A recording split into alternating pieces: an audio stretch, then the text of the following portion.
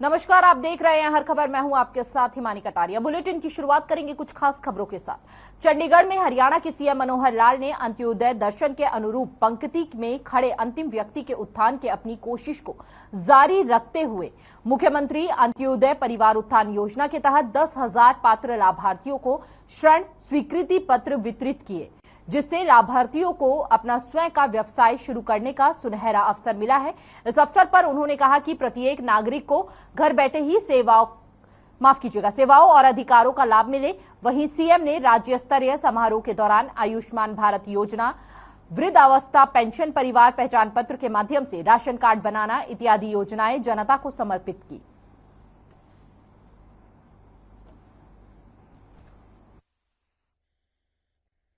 कि आज का दिन विश्व स्वास्थ्य दिवस, ये ऐसा भी है। 7 अप्रैल विश्व स्वास्थ्य दिवस होता है। तो में से लगभग 3 लाख नए परिवार जिनको अभी तक आयुष्मान कार्ड नहीं बना था, अभी तक 10.5 लाख परिवार हमारे ऐसे थे जिनको आयुष्मान कार्ड मिला हुआ है। आज 3 लाख परिवारों का और हमने पुश किया है डाटा। जैसा पुश करने के बाद केंद्र सरकार के उस वेबसाइट के ऊपर चढ़ेगा, उन 3 लाख परिवारों को गोल्डन कार्ड, ये जो आयुष्मान कार्ड है, ये और मिल जाएगा। तो सीएम मनोहर लाल ने गुरुवार को वर्ष 1991 से 1993 तक झज्जर जिले के बहादुरगढ़ के सेक्टर 2 में कश्मीरी पंडितों के परिवारों की ओर से खरीदी गई जमीन का हक उन्हें देने के लिए मिशन वचन पूर्ति का शुभारंभ किया। इस मिशन के माध्यम से अब इन परिवारों का 3 दशक का लंबा इंतजार खत्म होगा और ऐसे 182 परिवारों को प्लाट का आवंटन किया जाएगा। वहीं चंडीगढ़ में आयोजित राज्य स्तरीय कार्यक्रम में सीएम मनोहर लाल ने मिशन वचन पूर्ति को ऐतिहासिक घोषणा करते हुए कार्यक्रम में विशेष रूप से आमंत्रित किए गए कुछ लाभार्थियों को मालिकाना हक के कागजात सौंपे। वहीं कार्यक्रम में वर्चुअल माध्यम से जिलों से कैबिनेट मंत्री, राज्य मंत्री और प्रशासनिक अधिकारी भी जुड़े। कार्यक्रम में उपस्थित एक लाभार्थी ने लगभग 30 साल पहले खरीदी गई जमीन का हक उन्हें दिलाने के लिए मुख्यमंत्री का धन्यवाद किया।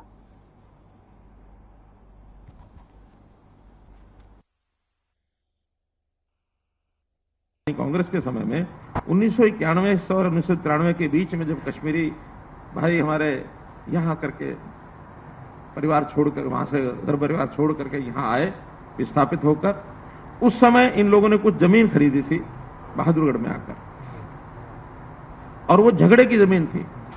खरीद तो उन्होंने ली, लेकिन कोई झगड़ा था, उस झगड़े के अंदर वो प्लॉट उनको मिल नहीं पाए।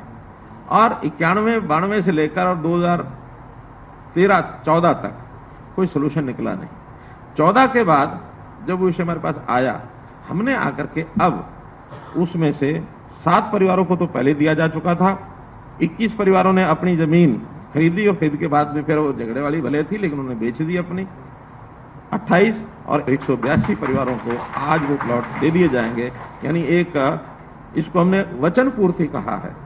वचन पूर्ति यानी एक वचन दिया है कि हम उनको पूरा करेंगे, और पूरा करने के बाद उनके 184 परिवारों में से कुछ यहाँ आए हैं, उनको भी ये कार्ड जो है, ये इनके जो अधिकार, मालिकाना अधिकार, उनको उन प्लॉट्स का दिया जाएगा। मैं पेंशन के लिए बहुत भागा जी, किसी ने मेरी सुनाई नहीं करी। मेरे को फोन मार के बुलाया था जी, फिर उन्होंने कहा कि तेरी पेंशन लग जाएगी और 7 तारीख को वहाँ पे CMC के पास जाना है जी, है जी। तो यहाँ पे आए तो हमारा काम बन गया जी। मैं धन्यवाद करना चाहता हूँ। 3 दशक से अपनी जमीन के लिए तरस रहे कश्मीरी पंडितों को आखिरकार उनकी जमीन की कस्टडी मिल गई है। सीएम ने वीडियो कॉन्फ्रेंसिंग के जरिए कश्मीरी पंडितों को उनकी जमीन दी। उपायुक्त शक्ति सिंह ने कश्मीरी परिवारों को उनकी जमीन की कस्टडी के कागजात सौंपे, जिस पर कश्मीरी पंडितों ने सरकार की तारीफ की। बता दें कि साल 1990 में हरियाणा सरकार ने कश्मीरी पंडितों के लिए जमीन अलॉट की थी, लेकिन कुछ कारणों से जमीन कश्मीरी पंडितों को नहीं मिल पाई और लगातार कश्मीरी पंडितों को अपनी जमीन के लिए संघर्ष करना पड़ा। अब इन कश्मीरी पंडितों को उनकी जमीन का मालिकाना हक मिला है।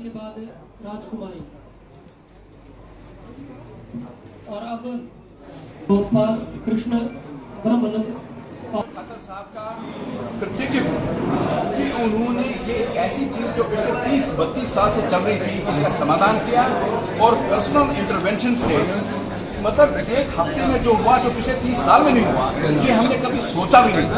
और हम पूरी जन्म हम बीजेपी सरकार के चीफ मिनिस्टर साहब की, हरियाणा गवर्नमेंट की, हरियाणा एडमिनिस्ट्रेशन मतलब एक मॉडल है जो मुझे नहीं लगता और कहीं ऐसा रिप्लिकेट हुआ कि एक हफ्ते या 10 दिन में सारा का सारा लैंड का अलॉटमेंट लेटर बना, जो भी इश्यूज थे वो सॉर्ट आउट।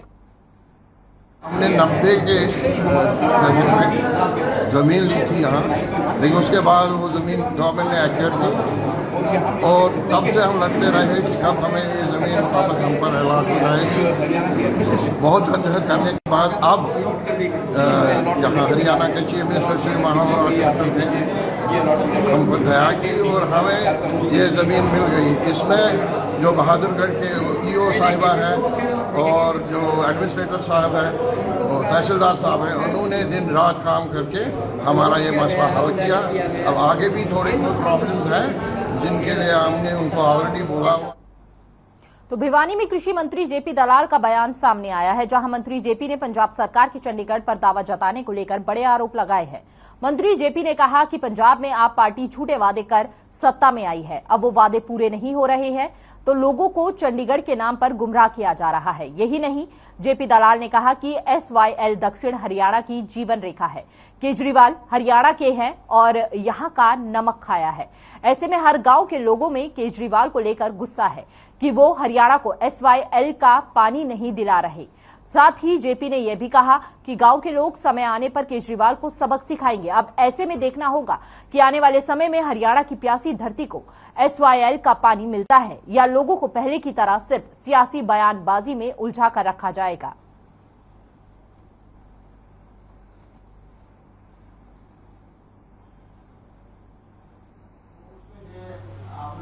ये जो आगे बैठे इनको कोई मिलता ही नहीं, कोई देता ही नहीं था इनको। इनके देखिए, जो लाभार्थी ने जो डाटा दिया उसको पास हमारे अधिकारी वेरीफाई करते हैं, फिर हमारी स्पेशल टीम है वो वेरीफाई करती है और अब उन परिवारों की एक इनकम हमने एस्टेब्लिश कर दी और अब जो उनको योजनाएं जो देते जाएंगे तो उनकी परिवारों की आमदनी बढ़ जाएगी। मान लीजिए एक परिवार की आमदनी 1 लाख है, उसमें एक किसी आदमी को बच्चे को रोजगार मिल जाता है 20,000 रुपये महीने का, तो 2,40,000 उसकी वो ऐड हो जाएगी, तो वो परिवार ऑटोमेटिक बाहर हो जाएगा। इसी तरह से मान लीजिए एक परिवार में किसी को उम्र है 59 ईयर्स है, उसको अभी तक बुढ़ापा पेंशन का लाभ नहीं मिलता। 60 साल का जब वो आगा तो अपने आप बगैर उसको बुलाए उसके बुढ़ापा पेंशन मिलने लग जाएगी। और प्रदेश में मुख्यमंत्री अंत्योदय परिवार उत्थान जैसी योजनाओं से अब हरियाणा में युग का परिवर्तन होगा। दरअसल कुरुक्षेत्र में मुख्यमंत्री मनोहर लाल ने आजादी के अमृत महोत्सव में परिवार पहचान पत्र से लिंक राशन कार्ड योजना का शुभारंभ किया। इस दौरान खेल मंत्री संदीप सिंह और विधायक सुभाष सुधा को लघु सचिवालय के सभागार में ऑनलाइन के जरिए मुख्यमंत्री मनोहर लाल के कार्यक्रम के साथ जुड़े। इस अवसर पर 23 लाभार्थियों को 21,55,000 रुपए के ऋण स्वीकृति पत्र भी वितरित किए गए।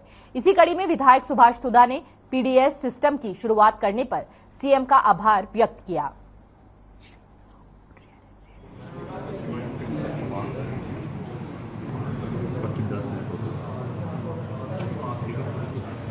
मनोहर लाल जी का तहे दिल से धन्यवाद करूंगा, जिनका बहुत बड़ा एक विजन है किस प्रकार से हरियाणा प्रदेश के अंदर प्रदेश के मुख्यमंत्री जी 24 घंटों में से 18 घंटे कार्य कर रहे हैं। आज जो मुख्यमंत्री जी एक से एक स्कीम लेके आए, उस स्कीमों को पूरे देश के अंदर आदरणीय प्रधानमंत्री नरेंद्र मोदी जी ने भी सराहा है। मैं कहूंगा किस प्रकार से ट्रांसपोर्ट पॉलिसीज, मेरा परिवार मेरा पहचान पत्र, इस प्रकार की बहुत सी स्कीमें आदरणीय प्रदेश के मुख्यमंत्री जी लेके, और मैं साथ कहूँगा आज का दिन हमारा सौभाग्य का दिन है। किस प्रकार से आदरणीय मुख्यमंत्री जी ने आज PDS सिस्टम 2 डिस्ट्रिक्ट में लागू किया, एक सिरसा और कुरुक्षेत्र के अंदर। और क्षेत्र की जनता का सौभाग्य है कि आज घर बैठे जिनकी 1,80,000 से कम इनकम है, उनका ऑटोमेटिक 60 साल की उम्र के ऊपर अपने आप पेंशन बन जाएगी। आज माननीय मुख्यमंत्री जी ने बहुत बड़ा सौगात दी है।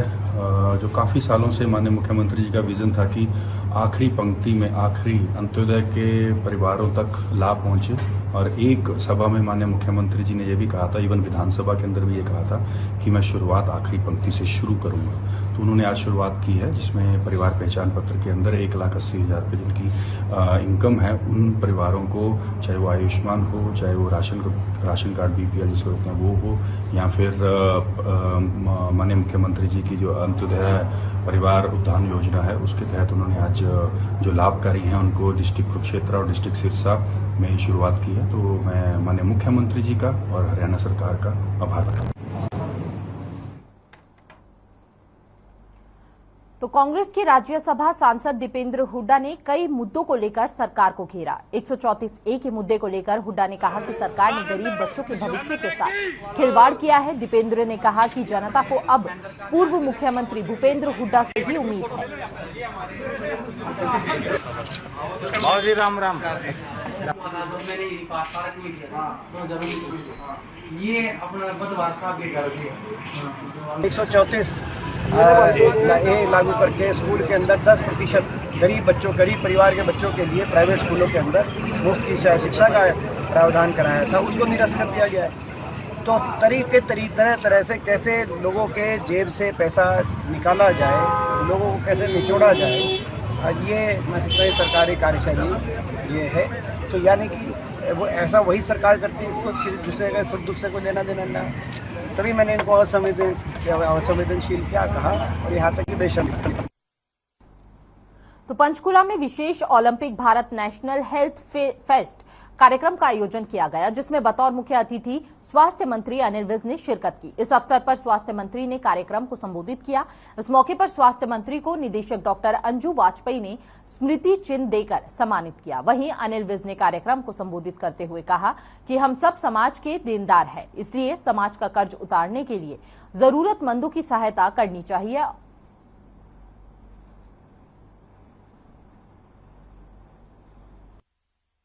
हम सब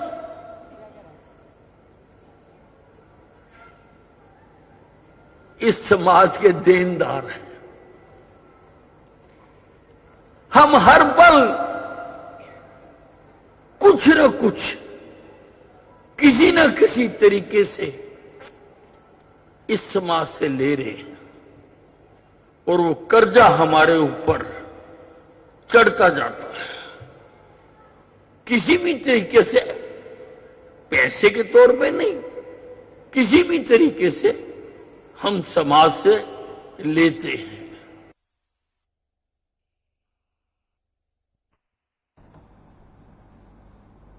तो कृषि और पशुपालन मंत्री जेपी दलाल ने बाडडा अनाज मंडी का निरीक्षण किया। इस दौरान मंत्री जेपी ने कहा कि एमएसपी से गेहूं, सरसों के भाव ऊपर चल रहे हैं। इस बात से मैं खुशी जाहिर करता हूं। मंडी में अनाज न आने से आड़ती भाइयों को ही नुकसान है। किसानों की फसलों के नुकसान के लिए जल्द ही पोर्टल लॉन्च कर रही है। खुद किसान पोर्टल पर फसल नुकसान को अपलोड करेंगे, उसके बाद ही अधिकारी वेरीफाई कर पाएंगे, जिससे किसानों की बार बार की शिकायतें खत्म हो जाएंगी। साथ ही कहा कि जमीन मिलते ही बाडडा में सब्जी मंडी के लिए बजट जारी करेंगे। वहीं पत्रकारों से बातचीत करते हुए मंत्री ने बताया कि सरकार नई योजनाओं से किसानों को खाद बीज से लेकर बाजार तक उपलब्ध करवा रही है। इस मौके पर प्रशासनिक अधिकारी मौजूद रहे। आपका बहुत बहुत धन्यवाद। कि मंडियों में अनाज नहीं है, उसकी वजह यह है कि किसानों को बाहर भाव अच्छा मिल रहा है और सरसों का भाव ऑल टाइम हाई ऐतिहासिक भाव है, कपास का भाव भी ऐतिहासिक है, गेहूं का भी जो एमएसपी से भाव 100, 200, 300 रुपये ऊपर है। तो इस बात की मुझे बहुत खुशी है कि किसानों को अच्छा पैसा मिल रहा है। लेकिन जो मेरे भाई हैं मंडी में कारोबारी है, ये मंडी जो सुस्त पड़ी हुई है, इनके लिए भी चिंता की बात है कि इनका भी रोजगार जो है चलना चाहिए, तो इनके लिए कोई न कोई सोचेगी। तो सिरसा में बिजली मंत्री चौधरी रणजीत सिंह चौटाला का बयान सामने आया है, जहां मंत्री रणजीत सिंह चौटाला ने आप पर निशाना साधते हुए कहा कि पंजाब में जो आम आदमी पार्टी की जीत एक्सीडेंटल जीत है। किसी भी पार्टी को खड़ा होने के लिए 40 से 50 वर्ष लग जाते हैं। साथ ही भगवंत मान को अनुभवहीन मुख्यमंत्री करार देते हुए कहा कि यह कोई टोटके सुनाने की बात नहीं है, सरकार को चलाना है। वहीं रणजीत सिंह ने कांग्रेस पर भी निशाना साधा और कहा कि कांग्रेस का सिस्टम तभी खत्म हुआ जब उनकी सरकार दिल्ली रिमोट से चलती थी। अहमद पटेल पीएमओ में बैठकर फाइल निकलवाते थे, राहुल गांधी प्लेन में बैठकर कैबिनेट के फैसले की फाइल फाड़ देते थे और जिसके चलते कांग्रेस का यूपी में बुरा हाल हुआ है। तो 36 करोड़ रुपया इस ओल्ड एज पेंशन में ये जा रहा। पार्टी को फैलाव करते करते 50 साल लगते हैं। बीजेपी 1984 में 2 लोकसभा सीट थी बीजेपी के पास। आज बीजेपी पूरे देश में बढ़ गई, पर आज भी बीजेपी तमिलनाडु और केरला में नहीं पहुंची। वेस्ट बंगाल में भी इस साल पहुंची है। अब तक आम आदमी पार्टी को तो कोई भी पार्टी, चाहे सोनिया गांधी ने मीटिंग बुलाई हो, चाहे उन्होंने अखिलेश ने बुलाई हो, जो भी कोई सीनियर लीडर्स की होती थी, चाहे शरद पवार बुलाते थे, उसमें आम आदमी पार्टी को तो इन्वाइट ही नहीं करते थे। केजरीवाल पे की यूनियन टेरिटरी की गवर्नमेंट थी, इनको तो लोगों ने क्योंकि नेशनल सीन पे थे। तो आम आदमी पार्टी की दिल्ली और पंजाब में सत्ता आने के बाद अब हरियाणा में भी परिवर्तन लाने की पहल कर चुकी है। वहीं आम आदमी पार्टी से दिल्ली के विधायक नरेश यादव ने अपने अन्य विधायक साथियों के साथ नारनौल का दौरा किया और कांग्रेस पार्टी के पुराने नेता रविंद्र को आप पार्टी का सदस्य बनाया गया। साथ ही उन्होंने पार्टी में शामिल होने पर रविंद्र नेता का स्वागत भी किया।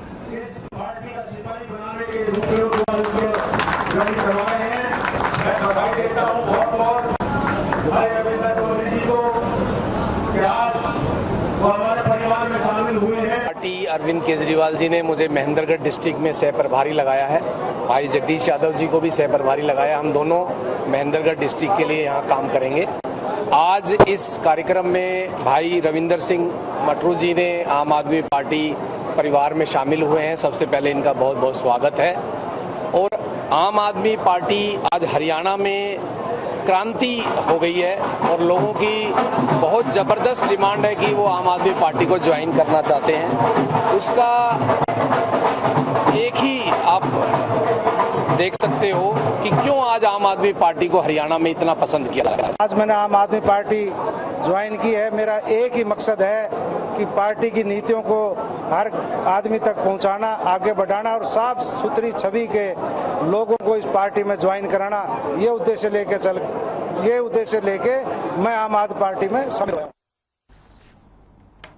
तो युवा कांग्रेस के बड़े चेहरे रूबी सिद्धू से पंजाब के हमारे ब्यूरो हेड स्वनजीत सिंह ने खास बातचीत की है। रूबी सिद्धू ने इस दौरान बढ़ती महंगाई को लेकर सरकार पर निशाना साधा है। क्या कुछ कहा रूबी सिद्धू ने, आपको सुनाते हैं। महंगाई को लेकर जहां कांग्रेस का धरना प्रदर्शन है, वहीं दिग्गज नेताओं के साथ यूथ कांग्रेस के भी दिग्गज नेता यहां पर मौजूद हैं। तो हमारे साथ सिद्धू साहब हैं। सिद्धू साहब, क्या हाल चाल? बहुत अच्छे जी, आप बताइए। महंगाई को लेकर के धरना प्रदर्शन, क्या लगता है कि अब कहां देश जा रहा है? आपके सामने है। मैं तो आपसे सवाल करता हूं कि आप अपने घर से बाइक या कार पे निकलते हैं तो आपका तेल महंगा, आप खाना खाते हैं गैस महंगी, हाईवे पे ट्रैवल करेंगे टोल महंगा। क्या सस्ता है? कुछ भी नहीं। आज ये महंगाई का मुद्दा कोई पार्टी का मुद्दा नहीं है, ये आम इंसान का मुद्दा है। हमने अभी एक बड़ा आंदोलन देखा जो किसानी का आंदोलन था। मैं समझता हूं कि हमें महंगाई पर भी नेशनल लेवल पर एक वैसा ही एक जन आंदोलन की जरूरत है।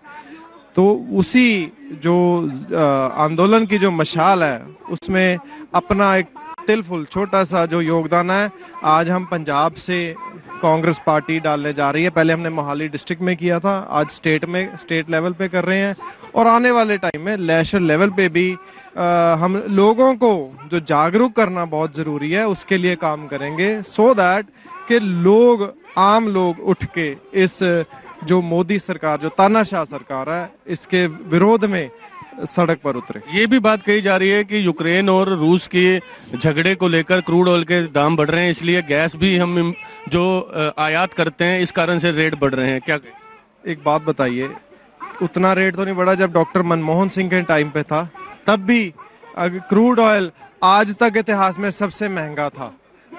फिर भी हमने जो प्राइसेस थे, डॉक्टर मनमोहन सिंह जी की अच्छी सोच थी, उन्होंने जो प्राइस थे उनको कंट्रोल करने में बहुत मेहनत की, उनके अपनी सूझबूझ से काम किया और बिल्कुल उसका रिजल्ट भी आया कि इतना महंगा जो तब के जो रेट थे आज के कंपेयर कीजिए तो बहुत मुश्किल दौर से यूपीए गवर्नमेंट ने प्राइसेस कंट्रोल किए थे। लेकिन एनडीए की जब गवर्नमेंट बनी 2014 में, उस टाइम पे क्रूड ऑयल बहुत नीचे रहा पूरा टाइम, आज भी उतना हाई नहीं है।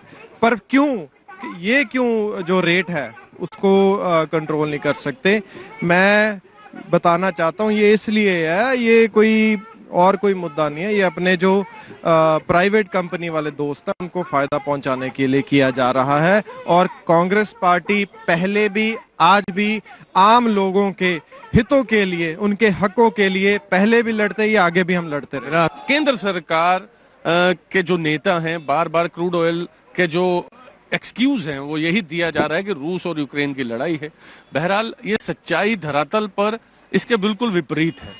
लोग इस समय परेशान हैं और इसे देखते हुए कांग्रेस ने मौका नहीं छोड़ा और पंजाब कांग्रेस यहां आज पंजाब भवन के बाहर सेक्टर 15 में धरना दे रही है, जिसमें यूथ कांग्रेस के दिग्गज नेता मौजूद हैं, जिसमें कांग्रेस पंजाब के नेता मौजूद हैं और कई बड़े चेहरे मौजूद हैं। हमारी नजर इस पर बनी रहे। आप देखते रहें हर खबर। कैमरा पर्सन हरदीप के साथ मैं स्वर्ण, चंडीगढ़। तो कुरुक्षेत्र के पिहोवा उपमंडल में व्यापारी पर हुए गोलीकांड में पुलिस को बड़ी सफलता मिली है। अंतर्राज्यीय लूट गिरोह का दूसरा कुख्यात अपराधी पुलिस के हत्थे चढ़ा है, जिससे 2 अवैध पिस्टल और 7 जिंदा कारतूस भी बरामद हुए हैं। वहीं पुलिस अधीक्षक डॉक्टर अंशु सिंगला ने बताया कि गत 30 मार्च सुबह सुपरमार्केट पिहोवा में मनी ट्रांसफर की दुकान पर लूट के इरादे से 4 अपराधी घुसे, जिन्होंने व्यापारी वजीर सिंह पर गोली दाग दी, गर्दन में लगी वह। इस मामले में दोनों आरोपियों समेत 1 अवैध पिस्टल और 7 जिंदा कारतूस बरामद किए गए हैं।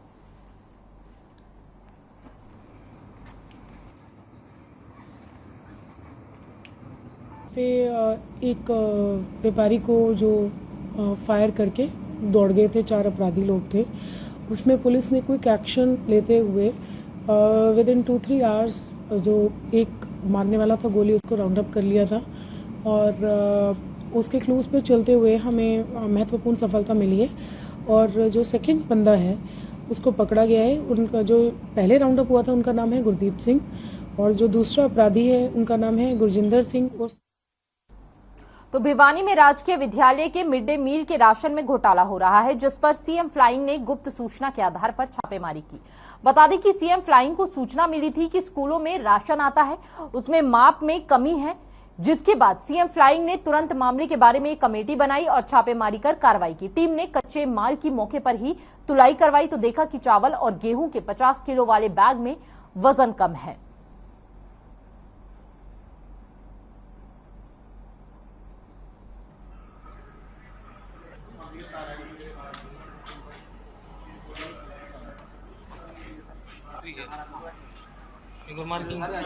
भाई साहब मार्किंग करोगे। मुख्यमंत्री उड़न दस्ता तथा खंड शिक्षा अधिकारी भिवानी की संयुक्त टीम ने आज एमडीएम की गाड़ी पर छापा मारा, जिसमें कुछ राशन कम पाया गया। तो जो भी इसमें है उसके खिलाफ सख्त कार्रवाई की जाएगी। तो किस प्रकार की त्रुटि के आधार पर थैंक्स। सरकारी राशन आता है बच्चों के लिए, चावल और गेहूं, वो ठेकेदार लगे हुए हैं फट के। तो 2 गाड़ियां यहाँ पे आई थी, तो हमें गुप्त सूचना मिली थी कि भाई इसमें राशन कम दिया जाता है। तो हमने मौके पे आए, डीओ भिवानी को साथ लेके संयुक्त टीम बनाई और हमने चेक किया। तो 50 केजी जो कट्टा होता है उसमें किसी में 5 केजी, 6 केजी, 7 केजी, 4 केजी कम मिला है। तो हमने सभी इनको तोला गया है। तो 20 क्विंटल गेहूँ में लगभग 1.5 क्विंटल गेहूँ कम मिला है और 20 क्विंटल चावल के अंदर 75 से 80 केजी। तो फिलहाल इस बुलेटिन में इतना ही। तमाम बड़ी खबरों के लिए देखते रहिए हर खबर। नमस्कार।